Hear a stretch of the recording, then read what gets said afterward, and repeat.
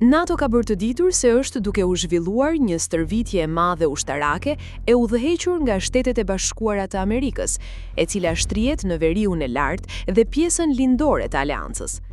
Rreth 15.500 trupa po stërviten krah për krah për të forcuar pengimin e aleancës përballë kërcënimeve në zhvillim, me fokus të veçantë në ekzekutimin e planeve të mbrojtjes së NATO-s.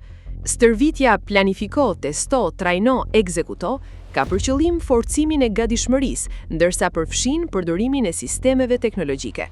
Sipas NATO-s, ky aktivitet përbën një pjesë të rëndësishme të përpjekjeve të përbashkëta të aleancës për të planifikuar dhe synimi është rritja e gatishmërisë dhe besueshmërisë së NATO-s në një mjedis sigurie që po ndryshon vazhdimisht, duke garantuar se aleanca mbetet e përgatitur për çdo sfidë të re.